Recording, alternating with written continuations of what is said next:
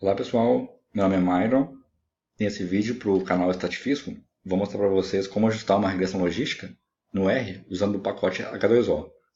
Esse pacote é bem interessante, que ele tem uma série de ferramentas tanto para tratar o dado quanto para construir os modelos, e ele trabalha de forma um pouquinho diferente. Ele aloca a minha base de dados no servidor e cloud deles. E lá eles têm uma série de mecanismos que otimizam bastante o processamento dos algoritmos. Então, quando a gente trabalha com bases aí na ordem de milhões de linhas, o ganho de produtividade é bem alto. Então, de forma resumida, como que a gente pode trabalhar com H2O?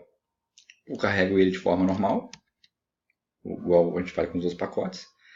Com esse comando aqui, é onde eu vou fazer a conexão com o servidor H2O. Esse primeiro parâmetro é a quantidade de CPUs disponíveis que ele tem permissão para usar. Se eu passar 2, ele vai usar 2 CPUs. Se eu passar menos 1, ele vai identificar quantas CPUs disponíveis eu tenho na minha máquina e vai utilizar todas. Aqui no segundo parâmetro é a quantidade de memória RAM da minha máquina que eu deixo ele usar. No caso aqui, eu dei permissão para ele usar até 10 GB de RAM. Depois de executar, ele vai fazer a conexão. Ok, conexão feita com sucesso. R está conectado no cluster H2O. Então a gente vê algumas informações aqui, como onde o cluster está no Brasil, onde a quantidade de memória RAM disponível para ele trabalhar, né? Eu disponibilizei 10 para ele, 10 GB, ele precisa de um pouquinho para trabalhar, então ele tem isso aqui para armazenar os objetos. Quantidade de CPUs que ele achou e quantidade de CPUs que ele pode usar. Ok. Vamos carregar a base de dados aqui para cá. Só para dar um pouquinho de contexto da base de dados, vamos imaginar que nós somos do RH e a gente quer usar machine learning para identificar quem a gente deve contratar ou não contratar, baseado nos resultados de alguns testes. Então, nossa variável resposta é contratar ou não contratar. A gente carrega aqui de forma bem análoga a que a gente é acostumado a trabalhar no R. Ok, os dados já subiram lá para o servidor H2O.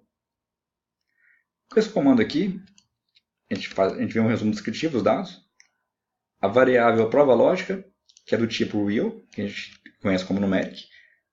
Tem um dado faltante, tem esse valor mínimo, o valor máximo dela é esse, o valor médio, o desvio padrão. A gente vê aqui que em algumas outras variáveis também tem dados faltantes.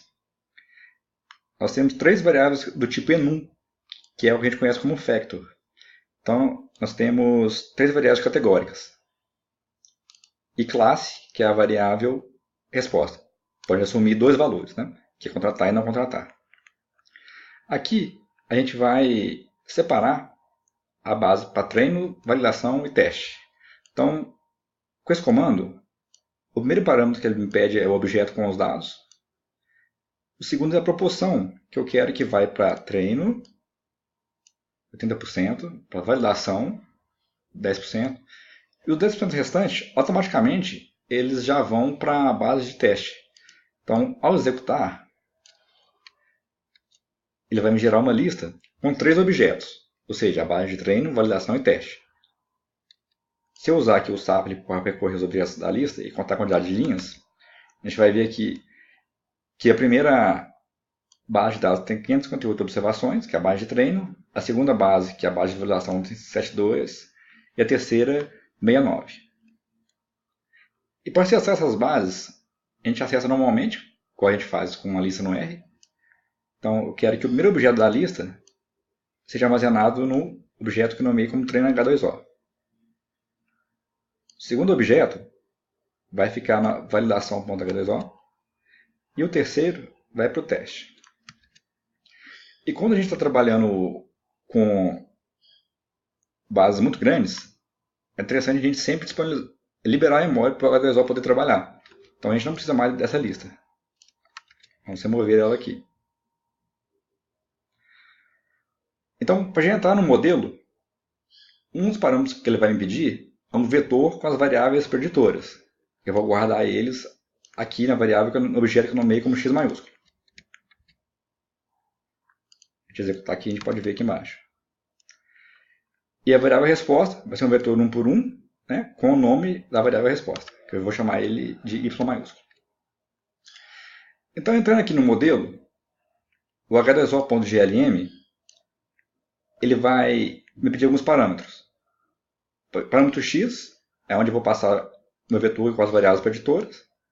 Parâmetro y, que é onde eu vou passar a variável resposta. Training frame é onde eu vou passar a base de dados que a gente separou para treino, aqui em cima. Validation frame é onde eu vou passar a base de validação. A família, nesse caso, são as distribuições da família exponencial. A gente vai trabalhar com a binomial, é uma classificação binária. Mas dependendo da distribuição dos dados, supondo que fossem dados de contagem, por exemplo, eu poderia tentar modelar com regressão de Poisson, ou dependendo da distribuição, poderia tentar modelar para a distribuição gama, ou usar regressão linear. No nosso caso, a gente vai trabalhar com a binomial. A função de ligação, a gente vai usar aqui o logit mesmo. Esse alfa, quando eu seto ele igual a 1, é equivalente à regressão laço. Porque eu quero que, além de ajustar o modelo, já quero que ele faça automaticamente a seleção de variáveis. Então, a regressão laço, através de uma variável constante lambda, ele vai ponderar os coeficientes que não estiverem contribuindo significativamente para a predição até eles se tornarem zero. Qual o valor de lambda? Aqui ele vai identificar para mim automaticamente o valor desse lambda. Por default, ele vai tentar 100 valores através de validação cruzada. Esse balance classes é bem interessante quando a gente tem quantidade de amostras diferentes para as classes. Por exemplo, se eu tivesse muitas observações para a classe contratar e bem pouquinhas para a classe não contratar. Então, se eu setar esse parâmetro igual a true, ele, através de técnicas de undersample ou oversample, ele vai equilibrar a quantidade de amostras de cada classe. Esse parâmetro aqui, ele remove colunas entre as variáveis preditoras que são colineares. Ou seja, são aquelas que são fortemente correlacionadas. Dependendo do modelo, isso pode influenciar. Então aqui ele já remove. Esse parâmetro aqui é como a gente quer que ele trate os dados faltantes. Nesse caso, eu vou pedir para ele colocar a média da variável. Esse parâmetro standardize, a gente setar ele como true, ele vai padronizar as variáveis numéricas para todas terem a mesma unidade de medida. Esse parâmetro é interessante, muitas das vezes quando a gente trabalha com bases com muitas variáveis, acontece de vir uma variável que ela tem o mesmo valor em toda a amostra. Então aqui ele já ignora. E aqui é a quantidade de folds da validação cruzada que eu quero que ele use. Vou trabalhar com 5 folds. Então, tem uma série de outros parâmetros que pode usar aqui. Mas no nosso exemplo a gente vai trabalhar com esses. Então eu vou executar. Aqui ele mostra o status. Então 100%, o modelo está treinado. Ele guarda aqui. Então a gente pedir para ele mostrar para a gente, deixa eu só limpar aqui, para ele mostrar para a gente o que ele armazenou, né, no modelo, posso executar aqui. Então o que ele está falando aqui? O que ele me dá, né? Aqui vai dar alguns dados do modelo, família binomial, link logit, regressão laço, valor de lambda que ele usou. Ele começou com 14 preditores e depois continuou com 8 no final, ou seja, né, ele zerou alguns coeficientes. Aqui a gente tem os betas das variáveis. A gente vê que ele zerou alguns, né, que não estão contribuindo para a predição. E aqui a gente tem os betas padronizados, são todos da mesma unidade de medida, para a gente identificar aqui qual que é a variável mais importante e a menos para a predição. Logo aqui abaixo, nós temos algumas métricas na base de treino. A gente tem aqui o log de perda, a área sobre a curva, o Gini. A gente tem a matriz de confusão. Que ele acertou bem na base de treino. E isso aqui, particularmente, é o que eu acho mais interessante, que ele já dá os pontos de corte. Porque a regressão logística, ela não vai falar contrate ou não contrate. Ela vai gerar uma probabilidade. Então, acima de qual probabilidade eu falo que contrata? Então, se você quiser, então aqui ele me dá a métrica, o ponto de corte e o valor que a métrica assume. Então, se eu quiser o maior F1, no caso a média harmônica entre o recall e a precisão, eu uso ponto de corte de 74%. Ou seja, acima de 74% eu falo que contrata, abaixo não contrata. Se eu quiser a maior acurácia, eu uso esse ponto de corte aqui, que eu vou ter uma acurácia de 96%. Então, é bem interessante. Aqui nós temos as mesmas métricas, só que na base de validação. Aqui a matriz de confusão na base de validação.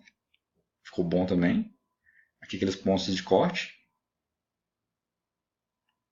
Na base de validação. E aqui nós temos os resultados na validação cruzada.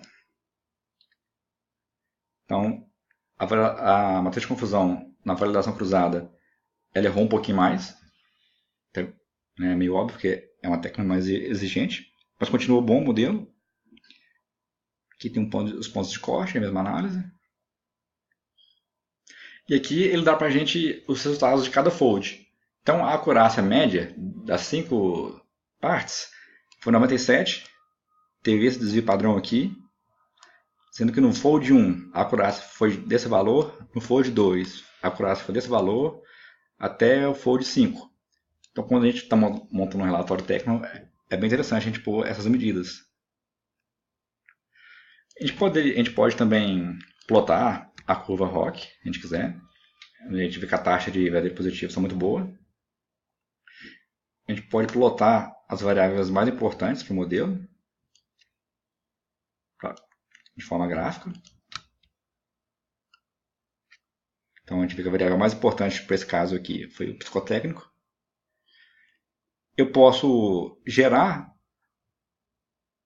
mas uma nova matriz de confusão é uma outra base que ela ainda não viu. Então, para ser bem exigente com o meu modelo, para garantir que ele vai ter uma boa predição, né, no mundo real, além da validação cruzada, além da base de validação, ainda eu separo uma base para teste. Então aqui a gente gera uma matriz de confusão nela. E eu posso salvar o modelo aqui também, né, para usos futuros. Eu posso carregar o modelo treinado. E aqui a gente encerra a conexão com H2O. Ok, já eliminamos os objetos. Bom, pessoal, então é isso. Né? De forma bem resumida, o pacote H2O funciona dessa forma. E para o usuário Python, os comandos do H2O são praticamente iguais a esses do R. Então, para quem utiliza o Python, pode absorver o conteúdo desse vídeo também. Então, é isso. Obrigado.